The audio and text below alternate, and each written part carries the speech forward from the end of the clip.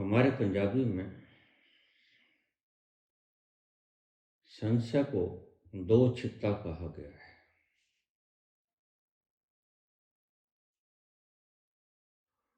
जो व्यक्ति संशय में होता है, हमारे पंजाबी में उसे कहते हैं यह दो चित्त है। यह दो चित्त होना ही तुम्हारे विनाश का कारण है। विनाश यानी तुम्हारे दुख का कारण है। एक छोटा सा सूत्र अगर तुम समझ लो जीवन में, तो तुम्हें कोई शास्त्र, किसी गुरु के पास जाने की जरूरत नहीं। वह सूत्र छोटा सा ये है, जो तुम हो वैसा स्वीकार नहीं करना चाहते। बस दुख का मूल कारण यह है।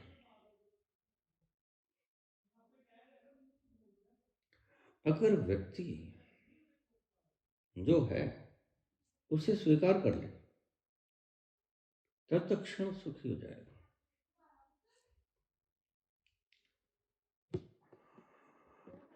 कई प्रश्नों का उत्तर दूंगा। अब ये देखो, मैं बैठा हूं,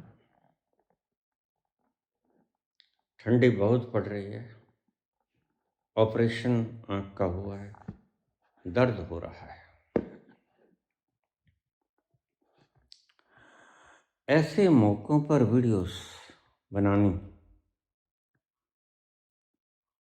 तुम्हें प्रैक्टिकल रूप से रूपांतरित कर जाएगा।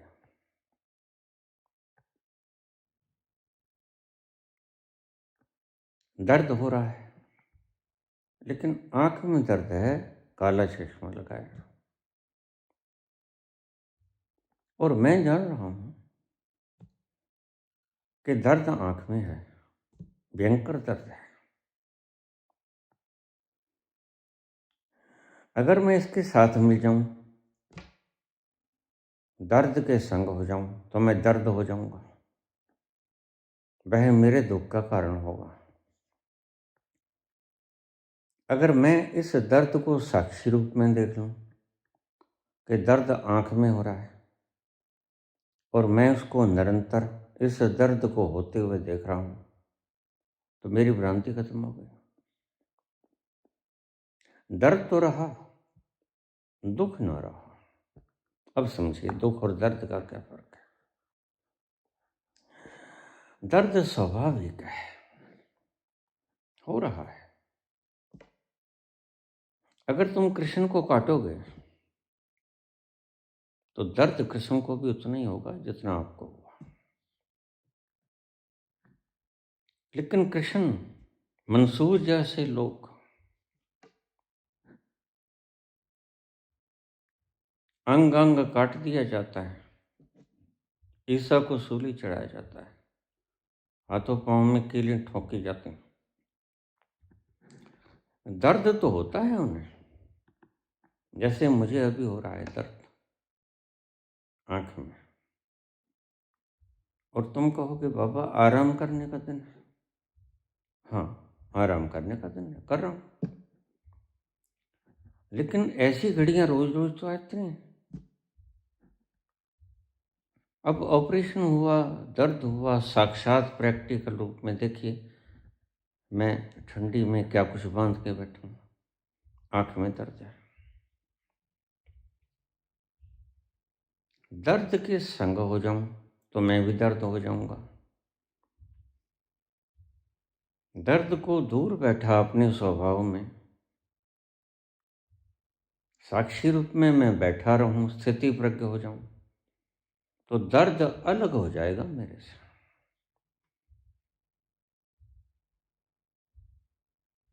अगर मैं दर्द के संग हो लिया तो मैं दर्द के साथ दुखी भी हो जाऊंगा।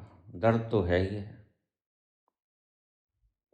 अगर मैं दर्द को दूर से साक्षी की भांति देखता रहा तो दर्द तो होगा, लेकिन मैं दुखी नहीं होऊंगा। मैं अपने सुख में मस्त बैठा हूं। मैं भजन भी गुनगुना सकता हूं, मैं वीडियो भी बना रहा हूं, ये दुख और दर्द का फर्क है। मंसूर का शरीर कटता है, हाय वो भी करेगा, चीख उसकी भी निकलेगी, चीख कृष्ण की भी निकलेगी। दर्द शरीर को हो रहा है, तो तुम में और कृष्ण में क्या फर्क? तुम में और कृष्ण में ये फर्क है, तुम दर्द के संग हो लोगे, गम राह में खड़े थे, वही साथ हो लिए, खुद दिल से दिल की बात कही और रो लिए, यूं हसरतों के दाग मोहब्बत में धो लिए, खुद दिल से दिल की बात कही और रो लिए। दर्द है, मैं चाहूं तो इच्छा से दुखी हो सकता हूं, मैं चाहूं तो इस दर्द को अपना होना मान सकता हूं कि मेरे दर्द हो रहा है, फिर मैं दुखी हो जाऊंगा। यह असत्य भी है और गलत भी है और दुख का कारण भी है। तो दुख का कारण क्या है, इसी मौके पर समझाया जा सकता है, इसीलिए मैंने स्पेशली ये वीडियो बनाया। देखिए तो मेरे हालात देखो, ये कोई सर्कस नहीं कर रहा हूँ, ऑपरेशन करा के आया हूँ, बहुत दर्द है, दवाई खाई नहीं दर्द की। यही मौका होता है सत्य को निहारने का।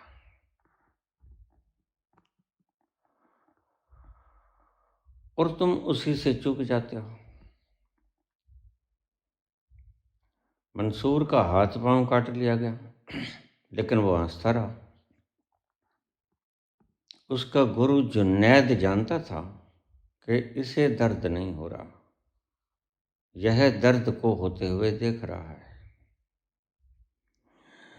सुदर्शन चक्र से उंगली कट जाती है कृष्ण की, द्रौपदी पट्टी बांधती है, दर्द कृष्ण को भी होता है, लेकिन दोनों के दर्दों में फर्क है। कृष्ण दर्द को दर्द की तरह देखते हैं और दुखी नहीं होते। तुम दर्द को स्वयं के होने के दर्द की तरह देखते हो और दुखी हो जाते हो। अगर ऐसा तुम न करो, चीजों को सत्य रूप में निहारो, तो तुम दुखी होना बंद हो जाओगे। तुमने पूछा पुत्र कि दुख का कारण क्या? दुख का कारण अज्ञान।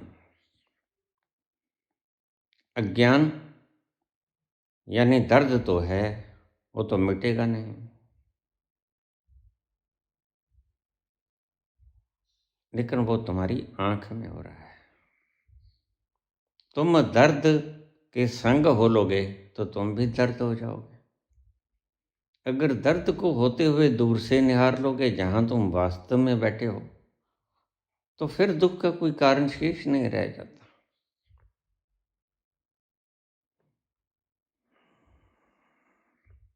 कुछ मजहबों ने कुछ नियम लागू कर दिए और ये नियम अज्ञानियों के नियम थे।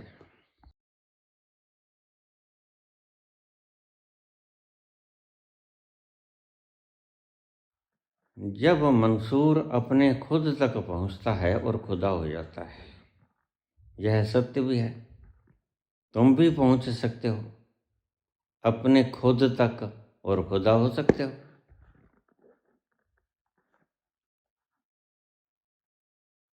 तो मंसूर ने आवाज लगाई, अनल हक, मैं खुद खुदा हूं। और ये आवाज सत्य की आवाज थी। दबा दी गई कट्टरपंथी इस्लामी मौलवियों के द्वारा। राजा के पास फरमान पहुंचा। राजा अक्सर उल्लू होता है, जनक जैसा कोई कोई होता है, राम जैसा कोई कोई होता है। अक्सर उल्लू लोग राज करने की चाहत रखते हैं। संत राज करने की चाहत कभी नहीं रखेगा। व्यवस्था को हमारे लटके हुए मुंह देखकर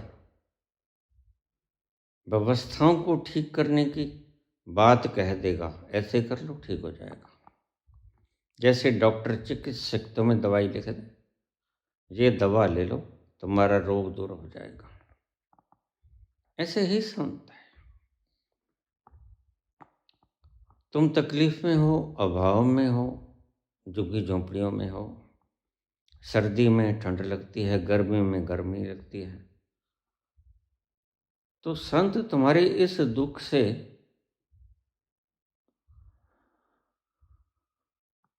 व्याकुल हो जाएगा, पिघल जाएगा। संत हृदय नवनीत समाना। और वो देखेगा कि जब इसका उपाय है तो उपाय क्यों नहीं कर लेते। जैसे मैंने आपसे कहा, उपाय है कि सभी बांट लो। बाबा नानक का सिद्धांत, कृत करो, अपना काम करो। या डेरा बाबा नानक के पास खड़े होकर देखें तो करतारपुर साहब में गुरु नानक के खेतों को लोग दूर से बैलों को जोतते हुए और खेतों को बीजते हुए कनक वगैरह देखा करते थे, और गुरु नानक अपनी कृत में मस्त रहते थे। यथा कृत करो। अगर कल को आपको इतना पैसा मिल जाता है तो कृत करना ना छोड़ना, क्योंकि आप कर सकते हो। जो अबल है, असहाय है, बीमार है, बच्चा है, गर्भवती स्त्री है, प्रसूता स्त्री है, वो तो कर नहीं सकती। तुम कर सकते हो तो तुम जरूर करो। तो बाबा नानक खुद खेत जोतते हैं, इसलिए उनका संदेश कागजी नहीं है। कहते कृत करो। जैसे मैं खेत जोत रहा हूँ, फसल बो रहा हूँ, पानी दे रहा हूँ, खाद दे रहा हूँ, बीज दे रहा हूँ, ऐसे तुम भी कृत करो, बंड छको। और जो इस परमात्मा की बनाई हुई सृजना से उत्पत्ति हो उसको बांट के खा लो। 4 हैं तो 4 बांट लो, 2 हैं तो 2 बांट लो, नहीं है तो फाका रख लो। कृत करो, वंड छको, नाम जपो, और उस परमात्मा को सर्जनहारा समझो, अपने आप को सर्जनहारा मत समझो। अब तुमसे गलती ये हो जाती है कि तुम कहते हो कि सर्जनहारा मैं हूं, जबकि तुम हो नहीं। सत्य को सत्य की तरह निहारना ही आपको दुखी होने से बचाएगा। मैंने शुरुआत की थी कि तुम हो तो चोर। फिर चोरी चाहे किसी महल में रात को चोर किसी के खजाने की करता है, या चोरी वोट की चोरी करता है, या चोरी माल की हो या वोट की हो, चोर बराबर है उतना ही।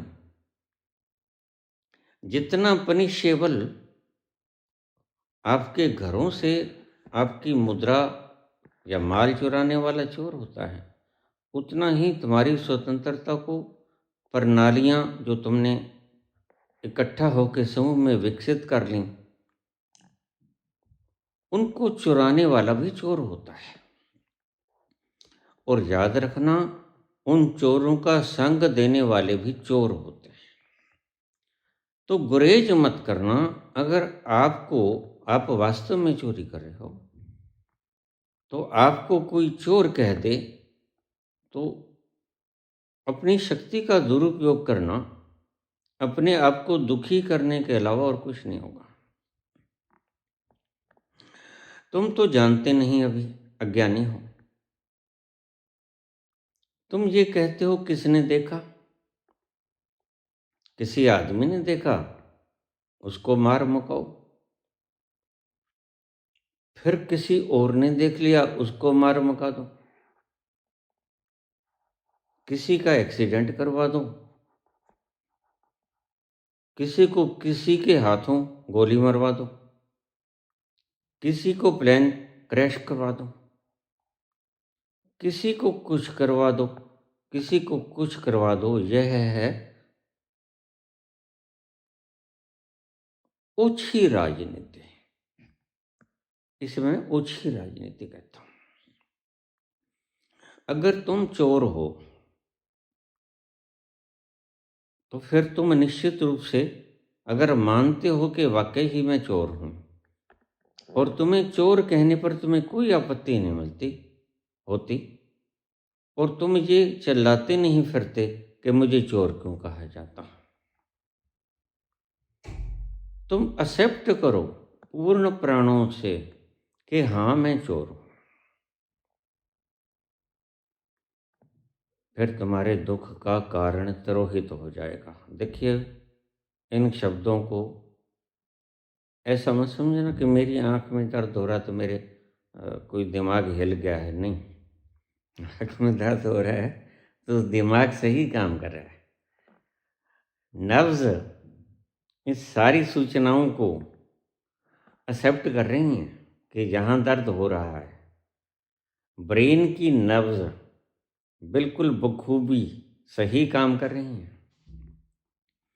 सही बोल रहा हूँ, आपे में बोल रहा हूँ, आपे से बाहर होके नहीं बोल रहा।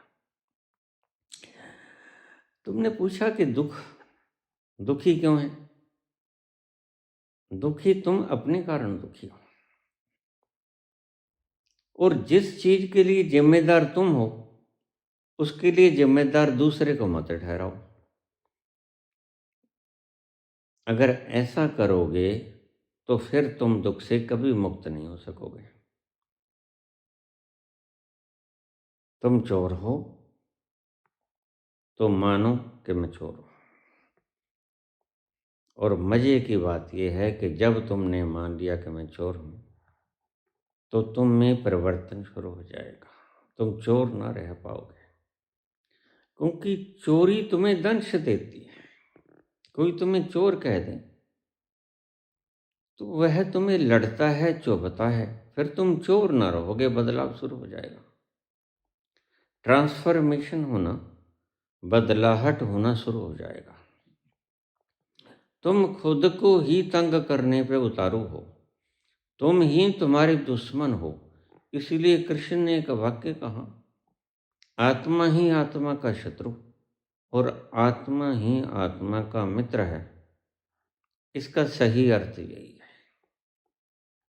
तुम अगर सत्य को सत्य की तरह स्वीकार कर लोगे तो तुम्हें दुख देने वाला दुनिया में कोई भी नहीं, तुम्हें कोई दुखी नहीं कर सकेगा। अगर तुम सत्य को असत्य को सत्य की तरह स्वीकार करोगे, सत्य को असत्य की तरह स्वीकार करोगे, असत्य को सत्य की तरह स्वीकार करोगे, तो तुम्हें जिंदगी में धरती पे सुखी करने वाला कोई नहीं है। फार्मूला क्या है? फार्मूला है वट यू आर, जो तुम हो, accept that with full heart, उसे पूर्ण हृदय से स्वीकार कर लो। यह सुख का एकमात्र कारण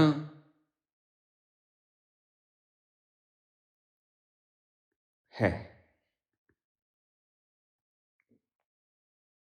दुखी हो तो दुख का कारण मैंने बताया।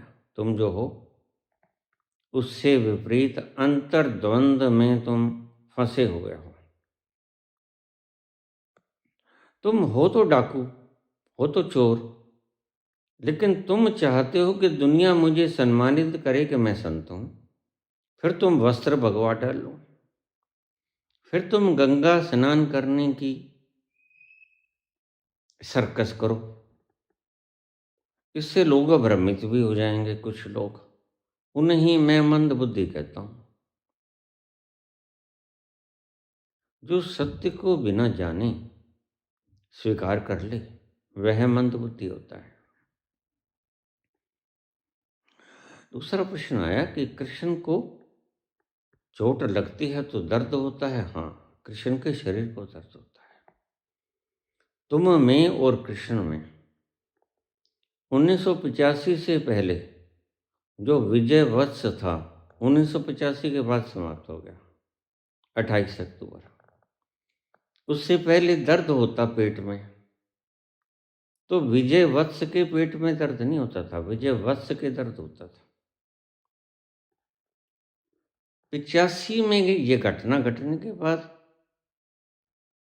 जब मैं शरीर की हदूदों से बाहर गया, अनंत विस्तार में एकाकार हुआ, मेरा अनंत के साथ रिश्ता जुड़ा, तो मैंने सत्य को जाना कि मैं ये लिमिटेड शरीर नहीं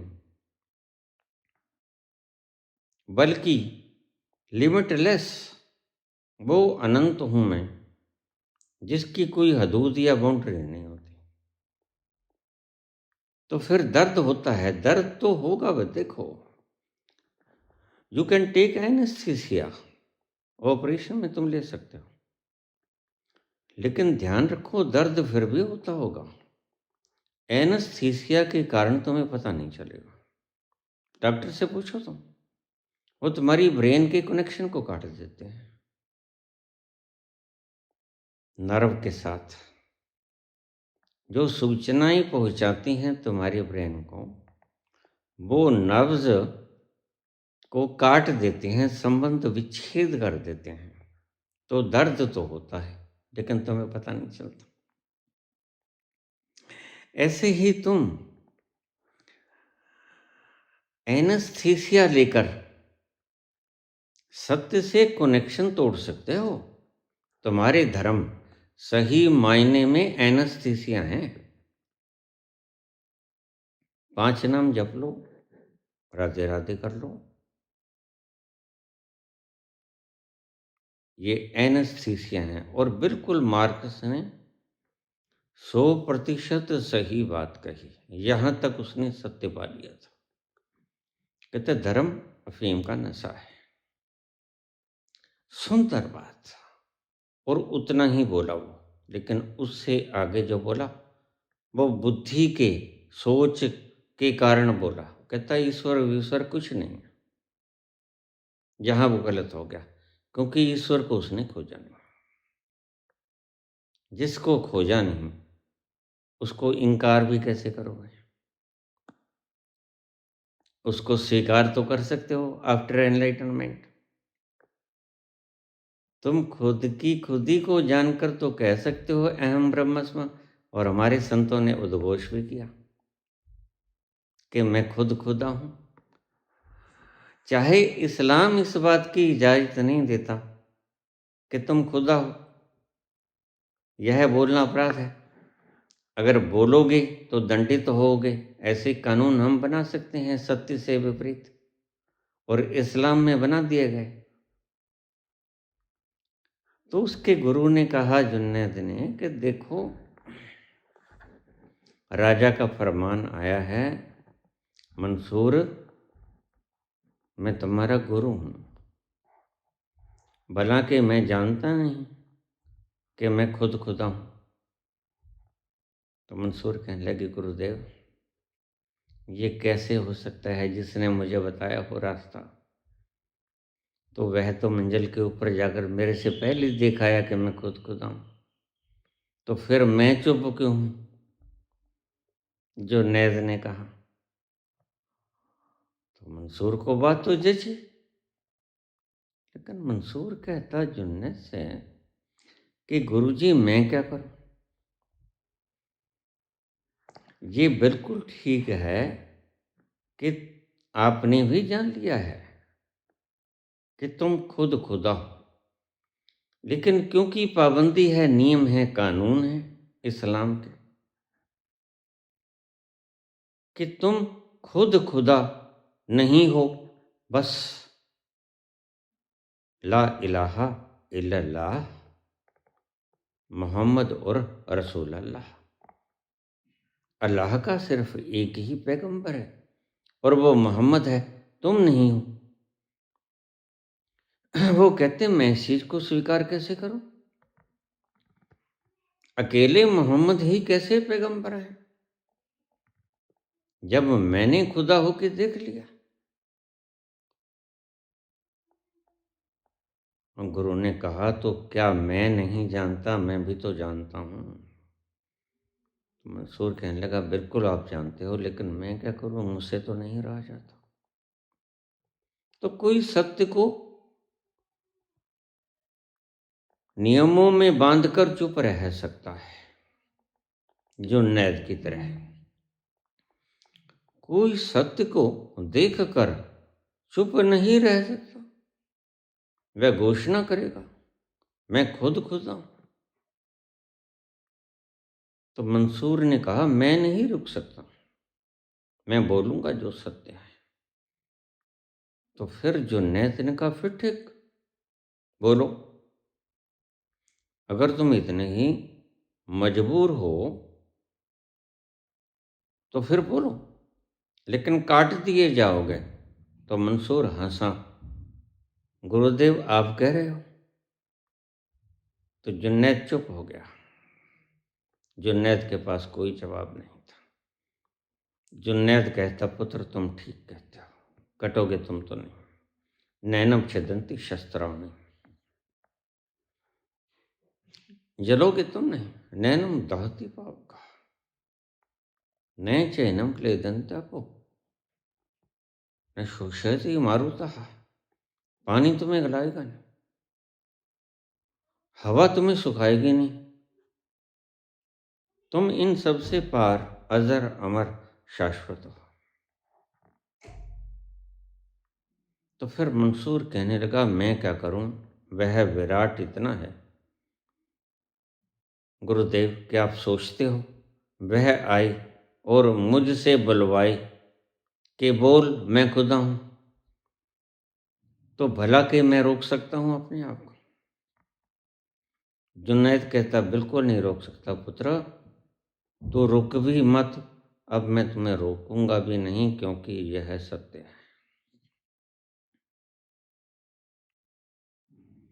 ये अध्यात्म के आत्यंतिक रहस्य हैं जो तुम जान लो, और इस अवस्था में बेहतर बोला जा सकता है। इसलिए मैं इस अवस्था में भी घोर पीड़ा के बावजूद निरंतर पीड़ा का दर्शन भी कर रहा और निरंतर इस यंत्र को बोलते हुए भी निहार रहा। दोनों काम यकमुश्त हो रहे हैं, पीड़ा को भी देख रहा हूं, जीवा को बोलते हुए भी देख रहा हूं, आंख में दर्द हो रहा है ये भी देख रहा हूं, लेकिन हूं मैं साक्षी। तो इस अवस्था में वीडियो बनाना अति आवश्यक भी है, और इससे आपको सत्य का उद्बोध भी होगा। सत्य का उद्बोध कराने के लिए इस अवस्थाओं को मैं इंतजार किया करता हूँ। तुम जिससे दूर भागते हो ना, मैं उसका इंतजार करता हूँ कि अगर कोई ऐसा वाकयात हो जाए तो उस वाकयात में हाउ आई विल रिएक्ट, मैं उसको कैसे प्रकट करूँगा यह दुनिया देखे, और कोई सर्कस नहीं करूँगा, कोई चालबाजी नहीं करूँगा, कोई किसी प्रकार का भ्रम में मैं खुद नहीं रहा और आपको डालूंगा नहीं। असल में दूसरों को भ्रमित तो वही लोग करते हैं जो खुद भ्रमित होते हैं। अब मेरा भ्रम टूटा तो मैं आपके भ्रम तोड़ने की प्रयास करूंगा। तुम चिल्ला रहे हो कि मैं तो बंधा हुआ हूँ, आई एम बैंड, और मैं देख रहा हूँ कि तुम बंधन में नहीं हो, तुम्हारे हाथ पांव खुले, तो मैं कहूँगा कि तुम भ्रम में हो। तुम बंधे नहीं हुए हो, तुम्हारे हाथ पांव बिल्कुल स्वतंत्र हैं, न हाथों में हथकड़ी हैं न पाँव में बेड़ियां हैं। लेकिन जुबान पर लगाम तानाशाह लगा सकते हैं। फिर भी कोई ना बोलने से हटे तो तानाशाह काट सकते हैं। फिर भी वो हंसे तो तानाशाह गर्दन कलम कर सकते हैं। लेकिन सत्य को परिवर्तित नहीं कर सकते वो, क्योंकि तानाशाह ये जानता है कि जब दर्द होता है एक व्यक्ति उस स्थिति में हंस कैसे सकता है, उस स्थिति को प्रकट कैसे कर सकता है। वो तो हाय हाय राम करेगा, हे राम तो नहीं करेगा। हे राम वही व्यक्ति कह सकता है जो परमात्मा को स्मरण कर रहा है। ये है स्मरण। परम आफत के काल में 3 गोलियां चुभ गईं, छाती में उतर गईं, और वो हाय राम नहीं कहता, वो हे राम ही कहता है। यानी वो याद करता है राम को, स्मरण करता है। इसे स्मरण कहते हैं। तुम रिपीटिशन को स्मरण कहते हो, यह गलत है। तो आज के प्रवचन में अब आगे एनर्जी लेसनेस महसूस कर रहा है शरीर, बोल भी नहीं पाएगा, दर्द घना है। लेकिन आपको मैंने प्रकट करना था, ऐसी अवस्थाएं कभी कभी आती हैं, और इन अवस्थाओं को ये आपदा आई तो इसको अवसर में समेट लेना। तुम दूसरे हिसाब से समेटते हो।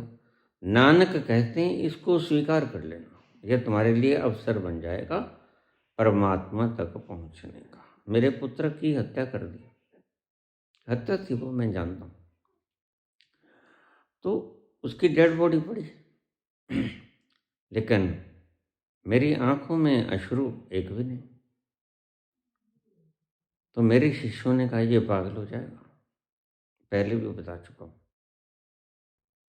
और एक मेरे शिष्या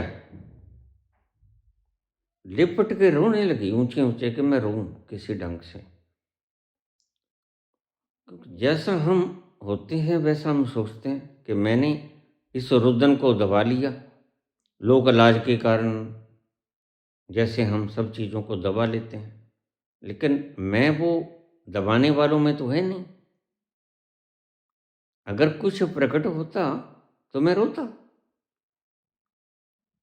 बायजीद का बेटा मर गया, मैं फूट फूट कर रोया। किसे रोना आया? मुझे नहीं आया तो मैं कोई सर्कस करूं? नहीं। गुरु गोविंद सिंह रोए नहीं 4 बेटों के मरने में, तो वो सर्कस कर रहे थे? नहीं, उन्हें रोना नहीं आया। वो जानते हैं मिट्टी का घड़ा था, पंच तत्व का पुतला था, स्कैटर हो गया, खंड गया, और तो कुछ हुआ ही नहीं, घटा तो कुछ है ही नहीं। और जानते हैं गुरु गोविंद सिंह, घड़ा फूटा है, घड़े का मटेरियल कहीं गया नहीं। आज तो फिजिक्स एक शब्द कहती है, matter can neither be created nor can be destroyed. ये मैटर पर भी लागू होता और आत्मा पर भी लागू होता, हमारे अस्तित्व पर भी। कृष्ण दूसरी तरफ से बोलते हैं, नैनम छदंती शस्त्राणी। तो मैटर भी खत्म नहीं होता, आत्मा भी खत्म नहीं होती। फिर खत्म कौन होता है? खत्म कुछ भी नहीं होता। यही उपनिषद का ये वाक्य काम आता है, पूर्णमदः पूर्णमिदं पूर्णात् पूर्णमुदच्यते पूर्णस्य पूर्णमादाय पूर्णमेवावशिष्यते। पूर्ण में से पूर्ण को निकाल लो तो स्ट्रक्चर फूटेगा। सिर्फ एक बाल्टी पानी की निकाल लो समुद्र में से, तो अब 2 जगह पानी हो गया, एक समुद्र का पानी, एक आपने जो गागर या बाल्टी भर ली वो पानी। लेकिन पानी नहीं घटा, पानी नहीं बढ़ा। पहले एक स्थान पे था अकेले समुद्र में, अब 2 स्थान पे हो गया। थोड़ा सा हमने बाल्टी में निकाल लिया, थोड़ा सा गागर भी भर ली। पानी कहाँ घटा? तो matter can neither be created nor can be destroyed. Physics का पहला सिद्धांत वैज्ञानिक यहाँ धराशायी हो जाते हैं। उस बनाने वाले का, परवरदिगार का शुक्र करो, शुक्र करो, इन भ्रांतियों से मुक्त हो।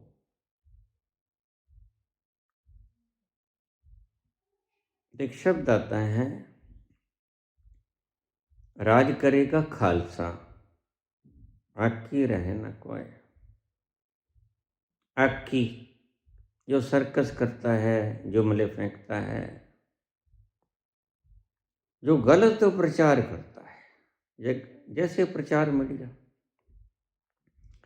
राज करेगा खालसा, जो प्योर व्यक्ति होगा, जिसने शुद्ध सत्य को जाना और वैसा ही प्रकट किया, उसको कहते हैं खालस व्यक्ति। हम कहते हैं घी लेने जाते हैं ना, तो हम कहते हैं भाई मिलावट तो नहीं इसमें, कुछ और गाय की चर्बी वगैरह तो नहीं मिला दिया? कहते नहीं जी, ये शुद्ध है, प्योर है, खालस है। तो गुरबाणी का शब्द है ये, राज करेगा खालसा, जो शुद्ध है, सब भांति सर्कस नहीं करता, वह राज करेगा, यानी खुश रहेगा, आनंदित रहेगा। पहले के शब्द पे आ जाऊं, तुम सत्य को सत्य की तरह स्वीकार नहीं करते, इसलिए तुम दुखी हो। तुम हो तो चोर, कामना करते हो कि तुम्हें पुरस्कृत करें लोग, फूल बरसाएं, संत की तरह व्याख्यायित करें, और कुछ मंदबुद्धि लोग तुम्हें कर भी देंगे, लेकिन उससे क्या तुम्हारा अस्तित्व वैसा हो जाएगा? नहीं होगा। अस्तित्व तुम्हारा वही नहीं होगा। अस्तित्व कब होगा? जब तुम खुद को जान लोगे कि मैं शरीर नहीं हूं। फिर दर्द होगा और तुम दर्द को होते हुए देखोगे, चिल्लाओगे नहीं, यह मरेगा ढांचा, तुम इसको मरते हुए देखोगे। ये नहीं कहोगे मैं गयो, मैं मरो, बल्कि ये कहोगे मैं न मरूं, मरे संसारा, मोहे मिला जिलावन हरा। शायद मैंने बड़ी खूबसूरती से, बारीकी के अंदाज में आपको ये सारी कहानी प्रस्तुत कर दी। तुम दुखी तुम्हारे कारण हो, पहली बात तो। जो तुम हो उसके विपरीत तुम अपने आप के प्रकटीकरण में लगे हुए हो। बस यही तुम्हारे दुख का मूल कारण है। इसीलिए कृष्ण ने कहा संशयात्मा वनशति, और जो दुखी है वो दुखी होता चला जाएगा। आज 1 है, कल 2, परसों 100% हो जाएगा। फिर वो दुख का ही मात्र रूप हो जाएगा और फिर वो मिट जाएगा, क्योंकि दुख के स्वरूप में तुम दुखी होकर जिंदा नहीं रह सकोगे, पर तुम मौत की भीख मांगोगे। और बड़े मजे की बात है, मैंने लोग देखे ऐसे, मैंने ऐसे लोग देखे हैं जो मौत की भीख मांगते हैं। देखिए, वोट की भीख मांगने वाले लोग मैंने मौत की भीख मांगते देखे। हिटलर खुद के रिवॉल्वर से मर गया। इसे दूसरे शब्दों में परिभाषित करूं या व्याख्यायित करूं तो हिटलर ने मौत को मांगा, ए मौत आजा।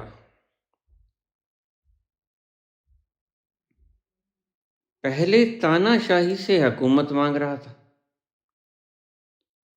अब मौत से मौत को मांगने लगा, क्योंकि दुखी इतना हो गया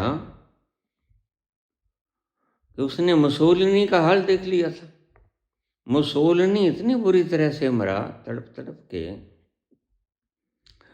जैसे तुमने संतों को तड़पा के मारा।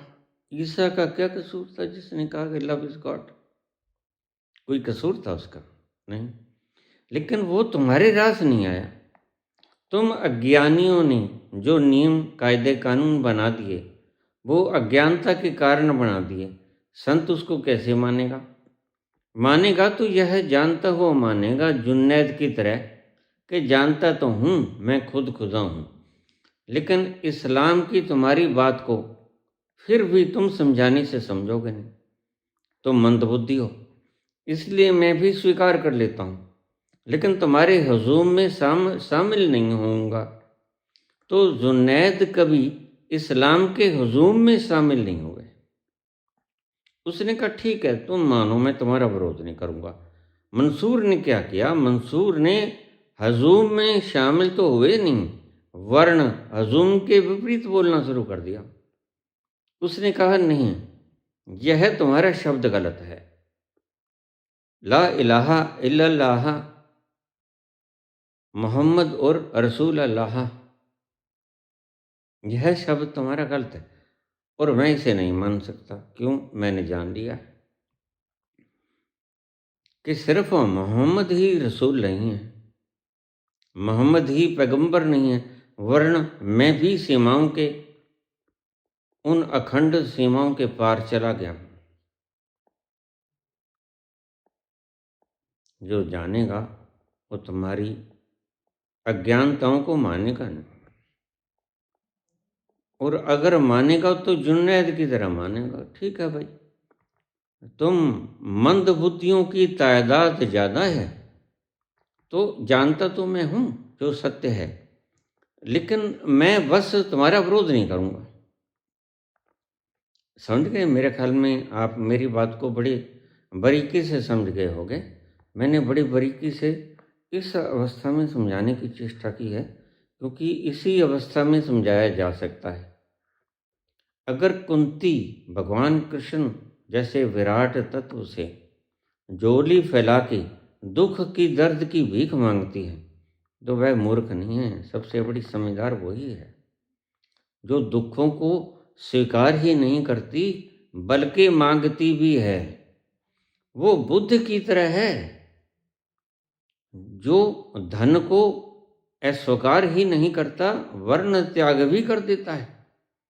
सब कुछ होते सोते, राजमहल भी हैं, तख्त-ओ-ताज भी हैं, दास-दासियाँ भी हैं, महफ़िलें भी हैं, आनंद भी है, सब तरफ खुशहाली है, जनता है, वृद्ध पिता है, वारिस अकेला है, सब मेरा है, पुत्र भी उत्पन्न हो गया है, सुंदर सुशील स्त्री भी है, सब कुछ होते सोते छोड़ देता है उसको। तुम कहोगे पगला गया है, हम तो इनके पीछे दौड़ लगा रहे हैं, हम तो भिक्षा पात्र उठा के भीख मांग रहे हैं, हमें वोट दो। इसका दिमाग गड़बड़ा गया लगता है, यह मूर्ख हो गया लगता है, लेकिन नहीं, बुद्ध मूर्ख नहीं। बुद्ध ये तो सियाने हैं, मूर्ख तो तुम लोगों की कतार है, मंदबुद्धियों की। कोई एक सत्य बुद्धि पैदा हुआ करता है इस आलम में, वो भी जब सारी कायनात रोती है,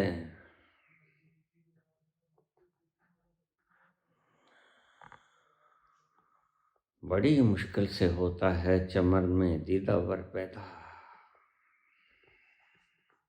हजारों साल नरगिस अपनी बेनूरी पे रोती है, हे परवरदिगार मुझे नूर बख्श दे, मैं बेनूर हूँ, मुझ में हुस्न नहीं, मुझ में लावण्य नहीं, मैं कुरूप लगती हूँ।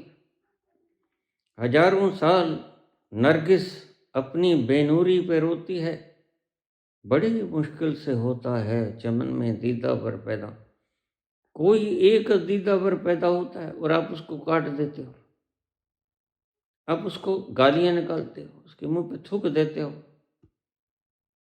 उसको सूली लगा देते हो, हाथ पांव काट देते हो, जहर पिला देते हो सोक्रेटिस जैसे लोग को। मीरा तक को आप जहर का प्याला दे दिया प्रेम की मूर्ति को। लेकिन मीरा जानती है, हेरो तो गिरधर गोपाल, दूसरो न कोई, मेरो तो गिरधर गोपाल। जाके सिर पे मोर मुकुट है, मेरो पति सोई, मेरो तो गिरधर गोपाल। यंत्र कुछ खराब है, जैसा इस यंत्र से बोला गया इस हालात में, वैसा मैंने बोल दिया। अब इसको बार बार सुन रहा हूं। ये वक्त कभी कभी आता है, कभी कभी आता है ये वक्त, और ऐसी दर्दीली हवाओं के चलते हुए प्यार का पैगाम कभी कभी कोई दीवाना बरसाया करता है। इसको बार बार सुनना। धन्यवाद।